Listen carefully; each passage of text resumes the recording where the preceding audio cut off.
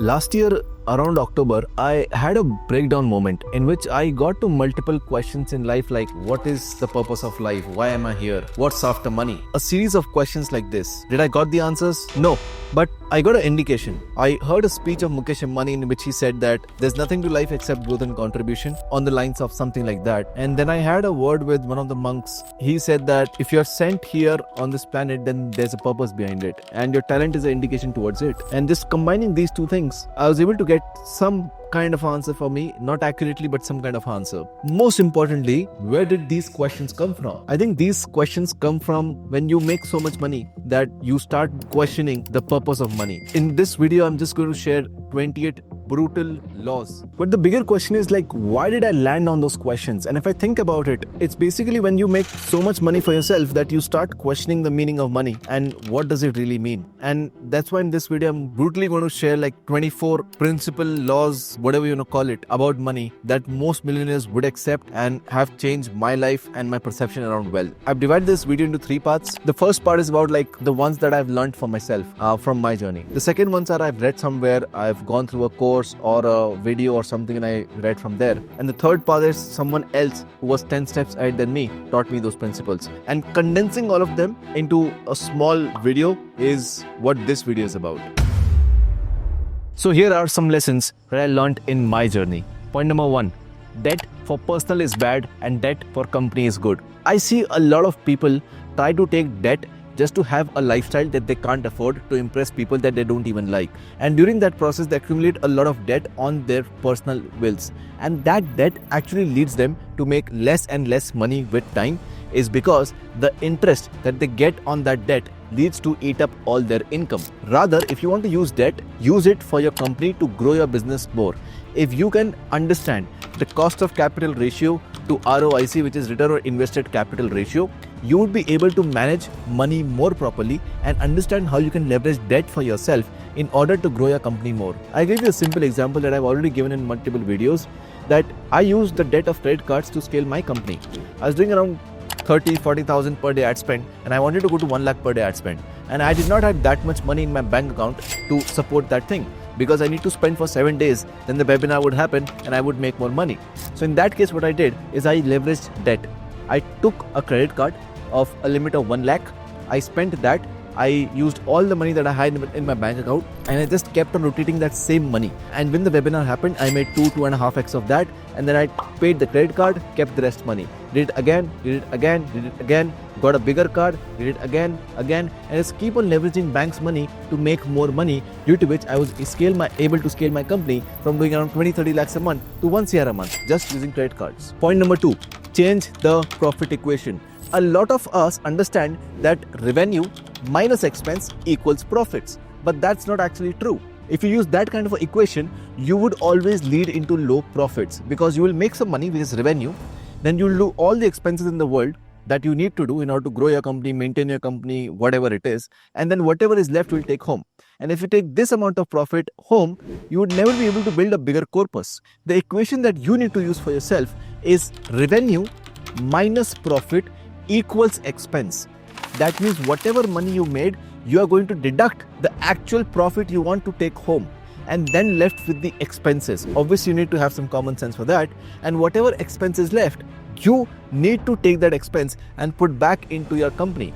This will trigger 2 things. Number 1, you have actually taken your profit out, so you know you're profitable. Number 2, you will become a master of forced creativity. When you have less money and a problem that you want to solve, you try to solve that problem in that much money, whatever you have, due to which you will become a master of forced creativity and be obsessive about how you can save money, how you can get more money in the account, and as well as how do I maintain my company at the least expense possible to get the most profits for myself. Point number 3, you need to use money towards prevention and not cure. I see a lot of people spending money on cures and not preventions. Going to the gym is a prevention, hospital bill is a cure. Taking insurance is a prevention, getting a hospital bill again is a cure. I'll tell you a simple example that happened with me, in which a 3,000 rupees prevention costed me a 15 lakh rupees cure. I was having my webinars. I used to do live webinars that time. So I spent around 7-8 lakh rupees into that webinar on ad spend. And if I do it successfully, I make 15 lakhs. That's what the deal was. I'm ready at 7 p.m. with the webinar. It's 8:30 p.m. and boom. electricity goes off. My Wi-Fi router goes off. The moment that happens, my webinar is off. And now I'm juggling, where's my phone? I see my phone is on 1% battery. So I can't even turn on the hotspot. What happens? The whole webinar goes to a waste. So 7-8 lakh rupees that I invested and 7-8 lakh I would make, all gone to complete waste. Why? Because I did not bought a 3000 rupees Wi-Fi power bank, which you can plug with your Wi-Fi. It supports the Wi-Fi for 4 hours more in battery time, so that if urgent something is going on, it does not stops at that particular moment. Now, this is a very small example, but you see that when we spend money on prevention, the money on cure is automatically saved. So you have to spend more money on prevention and not cures. Point number 4. One thing for a long period of time makes you a master. And once you become a master, that's when eventually money flows. I see a lot of people trying to just cope up with skills. Practice this for 90 days, do that for 120 days, do this for 60 days. And they think they'll unlock some kind of money, but they will not. Because to actually hit that critical mass moment where you have just inflected over the point and now you have an escape velocity to make real kind of wealth, that's what really comes when you spend years into something. So as I always say, that long term is the actual shortcut. The more time you spend on this, the more wealth you will unlock for yourself in the long term, because you have become a master of one thing.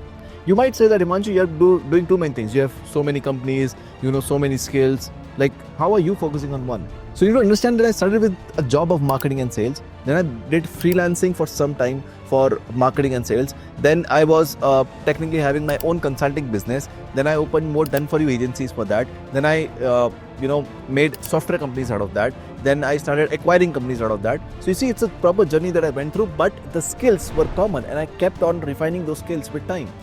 Point number 5. Anxiety around money will only come when you don't have the clarity on plan on how you are going to spend it. Let me explain this with a simple story. It was a time of World Cup, and me and my business partner were in Bombay. So in Bombay we met Jeetu IG coach, you must be knowing, and he was like, "Yaar, World Cup chal raha hai. What if we could have World Cup ads?" And I was like, "Let's try." I was like, "Are you serious?" I'm like, "Yeah, let's run ads on TV." So technically we become the first coach or consulting company to run ads on TV in India. So I was like, "We'll run ads on TV." So he's like, "Cool." I just called 2-3 here and there people and they connected me with the person. It's I think 8:30 in the night at that time. So we got connected to an agency that does this work. They sent us a quote, which is a CPM code that they send. That this is the cost per CPM, like cost to show your ad to 1,000 people.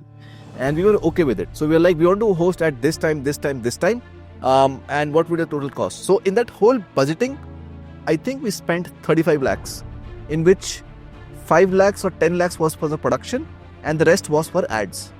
And we are like, so when we need to submit the ads? And he's like, tomorrow. I was like, what? Like, how will you do it? He's like, we don't know, but tomorrow by night you need to send it. So like, okay. Then I simply asked Jeetu, what can we do? Because we can't run a like normal this kind of ad on World Cup. We need a really good storyline based ad. If you want the link of that, I'll put the link in descriptions. But we're like, we need to shoot this ad.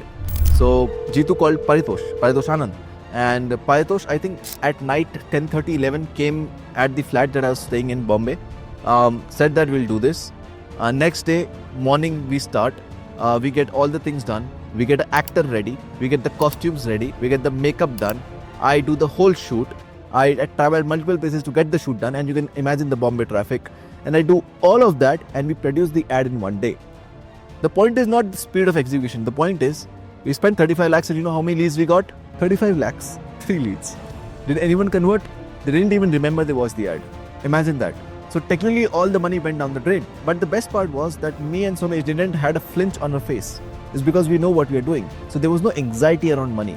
See, anxiety around money will only come and you will feel awkward around it when you don't have a plan and a clear plan in your head on what you're doing. But once you know why you're doing it and you know the worst case scenario and the best case scenario, you would always win in that case because you have already planned the worst case scenario. The worst case scenario we planned was we do the ads and nothing happens. We're like, let's test it. It would be experiment. We spend 35 lakhs, nothing happened. We're like, cool, let's move on to the next thing.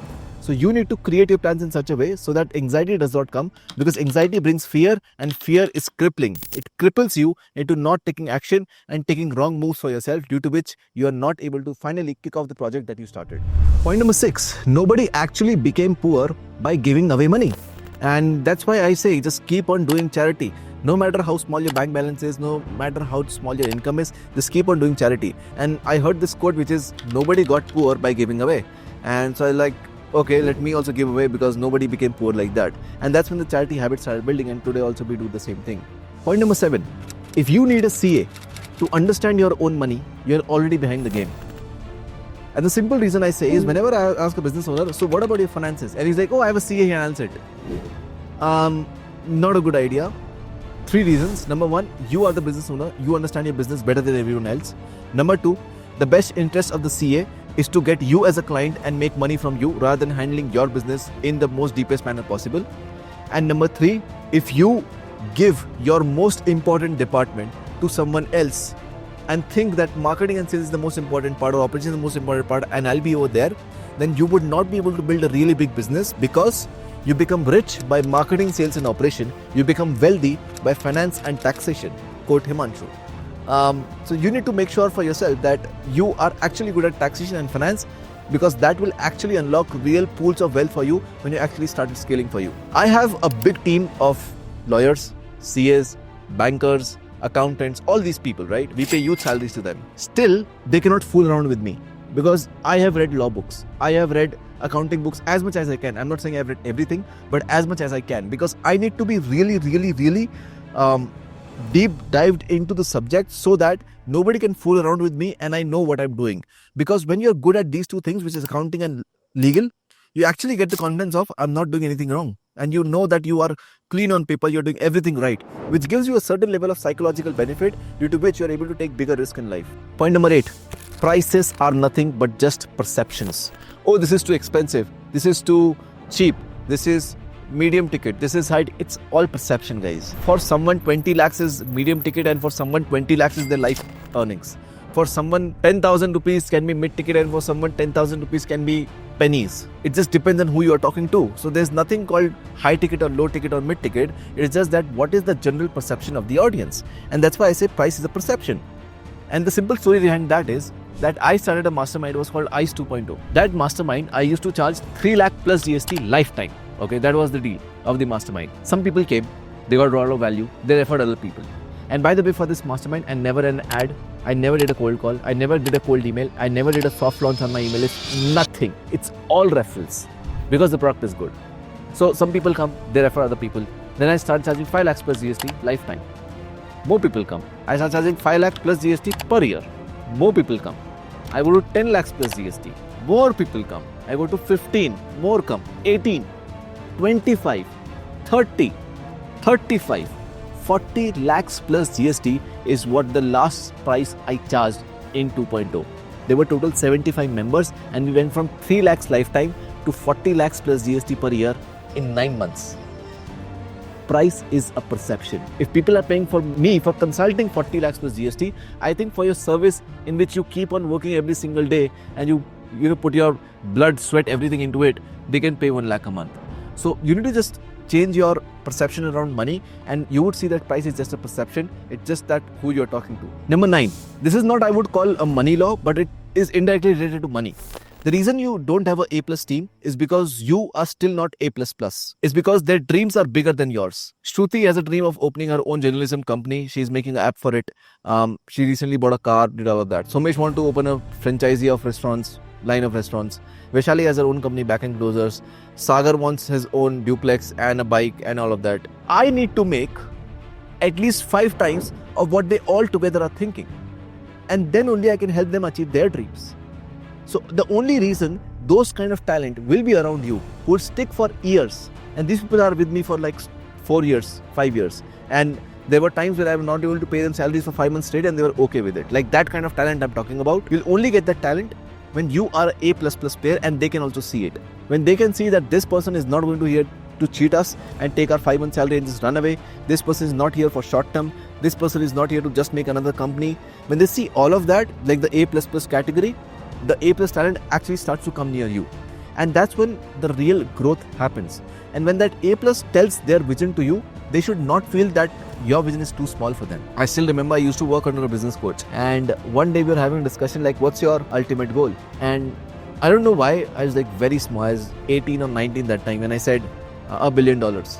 And the person was who I was working under after me said $1 million. And at that day I knew I can't work here anymore. And the simple reason was that the person is having a goal 1,000 times less than me. So when a person has 1,000 times goal less than me, how can I work under them? And this kind of arbitrage that you have between the goals of the founder and the team really leads to that team not being with you because they have a bigger vision than you. Your vision should be so big that your whole company's vision combined cannot beat it. And that's when those A+ players are going to be around you. Point number 10. Money is a tool, not a goal. If you feel that you will get this kind of money and then you'll retire and then everything would be good, I'm telling you, I've reached over there. I have retired for 6 months. I've lived that life of just doing nothing for the whole day for 6 months straight. And I'm telling you, there's no nobility in that because you get bored of it in 1 month. So you need to understand that money is a tool. So do you need to earn a lot? Yes. Should you stop earning it? I would say no. It's because that tool helps you unlock more and more things. Think like this. Your goal should not be to collect bricks, but to make a house. And make a house of your dreams. To make a house of your dreams, you need bricks. And imagine that every 1 lakh rupees is a brick. So if I ask you how many bricks do you need? Well, how big is the dream? And think like that. Like if I just said you that you collect bricks, not fulfilling, it's not inspiring. And the reason it's not inspiring is because after just collecting bricks, you can't do anything. But if you know that you can use these bricks as a tool to build a dream house that you want, then these bricks becomes useful. And that's why I always say, and in our program, we make them do a dream life worksheet due to which they can finally craft the dream that they want and then make money towards it. So you need to craft a dream and then start collecting those bricks that you want to build that dream house for yourself. Point number 11, and this is what I realized very late, which is you need to complete your black energy to move into white energy. What I mean by that is that when you're broke and you're trying to make more money for yourself, most of you are just trying to prove the world wrong. Prove your relatives, friends, colleagues, co-workers, whatever it is. You're trying to prove them wrong that, you know what, I can also speak. I am a human. I want to live. I'm free. And that pursuit of proving yourself to others is not a very good energy. It's because you're not doing it for yourself, you're doing it for others so that you can impress them or make them understood that you are also worthy of it. So you're technically chasing validation. Once you get over that and you have proved everyone wrong, you're like, now what? So now you have to prove yourself that, you know what, I'm not that old Himanshu anymore. So I'll prove myself that I can do more. I am worthy of more. So you keep on working just to prove yourself wrong. And that is also not a very good energy. That's also kind of a gray energy, is because you're again proving something. But the real shift happens when you've proved everyone wrong and you have proved yourself wrong. It's because now you ask the question, now what? Like, why am I doing this work? And then the why that you get is the actual why of you trying to build something really big. And that's when the planning of decades, the work of decades, the vision that is really, really big comes out, and that's where the real shift happens. Now, the points I'm going to discuss are the ones that I read or consumed in a course, video, or somewhere. And the first point over there is that wealth is a product of a man's ability to think. That simply means that whatever you're going to think on is the highest ceiling that you will ever achieve in your life. I've never seen someone saying that, my dream is to make 1 CR and they end up making 9 CR. It's just that they reach 1 CR and they change their target to a bigger number and they reach that number. You need to understand that whatever you're going to think is the highest number you can achieve and not above that. If you want a bigger level of playing field, then you need to change your number consistently to reach that number faster. Point number 2, you need to notice that what your money scripts are that you keep on running in your head, and are they pushing away money or are they bringing more money? Because if you see how your body reacts when there are different conversations around money, whether it is spending, whether it is taking, whether it's high ticket, whether you're trying to charge the most amount that you have ever charged, or whether you have made most amount that you have ever made, like how does your body react? And if your money scripts are against you, you are never going to build massive amount of wealth, is because you're going to push money away whenever it's trying to come to you. And if your money scripts are good, you're actually going to make more money. Do you think that rich people are evil? Do you think that money is a zero-sum game? Do you feel that if you are making money for yourself, you're taking from someone else? If all these things are going in your head, then your money scripts are wrong. You'll not be able to build a lot of wealth for yourself. It's because your money scripts are pushing money away.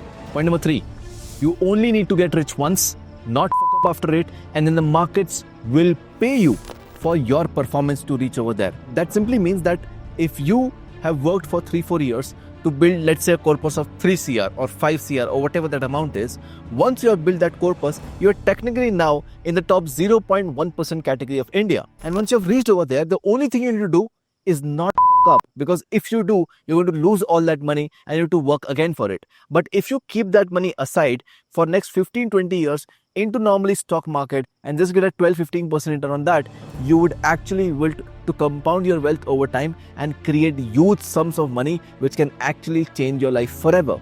And this blueprint only works when you don't up and you put that money away, and now whatever you make, you keep on spending it or you keep on enjoying life with it. Principle number 4, only quality people, and I call it OQP. That means the more quality people you are around, the more it is easy to get access of money. Imagine this, you're in a job, you have your co-workers who are making same kind of salary that you are making. The highest salary that you have seen is what your boss makes every month. But let's say there's a second person who is in a circle of millionaires. The chances of you waking up to opportunity to make 20 lakhs in a day, is it in the job or is it when you're hanging out with millionaires? The person B has a higher chance of making 20 lakhs is because he has more opportunities regarding 20 lakhs revolving around him than compared to this person. That's why I say only quality people, because the more you hang around them, the more opportunities you get automatically. Point number 5, it's not what you make, it's what you keep. And you might have heard this thousands of times. Let me repeat it to you, because sometimes we don't need to learn new things, but just be reminded of the old ones. It simply means that if you make 3 crores a month revenue, but you keep 0 out of it, no matter if you make 30 crores also, you'll not be rich. It's because you're not keeping money aside. When you keep money aside for prolonged periods of time and let markets make interest for you, that's when you become wealthy. If that money is just spent on and you move on in life and you think on new money will come and then I'll become rich, you'll never become rich. You need to build this as a habit. If you're not saving when you're making 10,000 a month, you'll not save when you make 10 lakhs a month, and probably not save when you're making 1 CR a month as well. The only idea is to build this as a habit and understand that whatever money I make, I take this X percentage, keep it aside and do not touch it. And if I don't touch it for a prolonged period of time, I'll actually become wealthy. Point number 6, don't diversify. I don't know how many financial coaches or your finance influencers saying that diversify. I said don't diversify.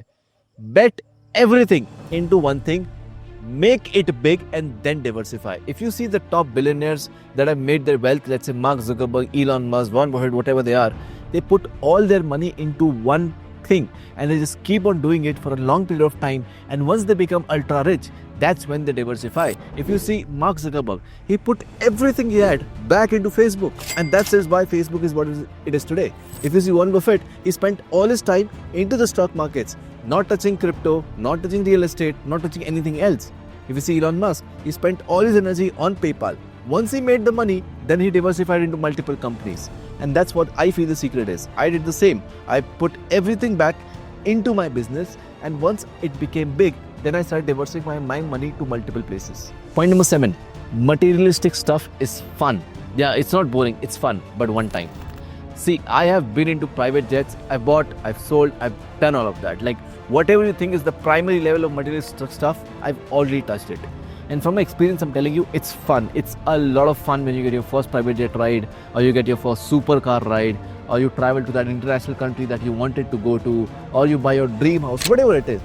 It's fun, but only one time. And after that, it becomes boring because now your standards increase and you reach that level and now it's on the same level as you are. So it becomes boring. So should you enjoy it? Yes, if you have stupid money. What is stupid money? The money that you make of interest of the capital that you have saved.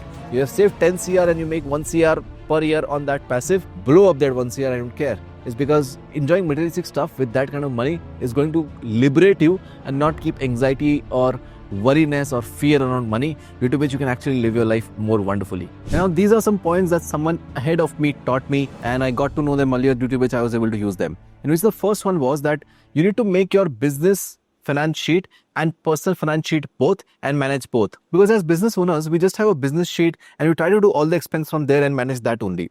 But what happens is when you start to make more money, make more profits, you start taking that profits into your own bank account. And when that money is in your own bank account, you never keep a track of what are the expenses you are doing, what are the charges you are getting cut on, and what different things that are happening. Due to which your personal finance is not as strong as your business finance.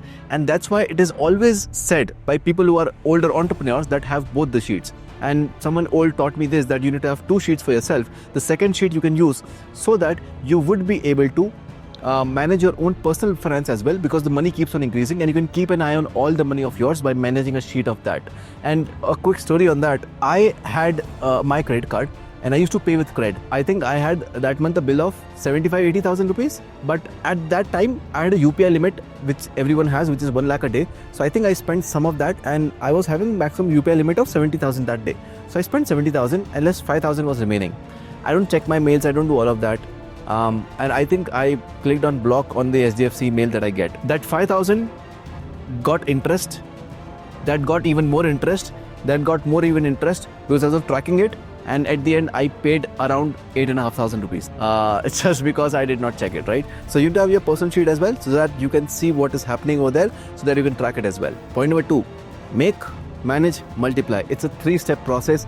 Do not try to skip steps. The biggest people who lose their money are traders, because they try to skip steps. They don't know how to make money, they don't know how to manage money, but they learn how to multiply money with just watching some graphs and making some lines here and there, and they feel they can make a lot of money with that. The moment they skip steps, they land on the last step, and as per SEBI reports, 94% of them lose money. The reason that happens is because they don't know how making of money and managing of money happens. They just try to multiply it. And I see 19-year-olds getting into trading and thinking that's like they've just cracked everything.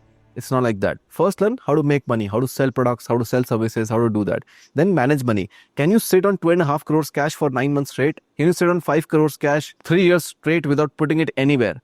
Like, that's management, right? That's skill, because you need to handle that kind of power inside you to sit on that much and be like very okay while you not do anything and use that money anywhere, because that's also a skill of managing money. And then the last one is multiply. How do you put money somewhere, see it grow and not touch it, and don't try to trade it over and lose it all, right? So that's how that whole thing works. Number 3, your first earned money should go towards asset, and your later earned money should go towards leisure.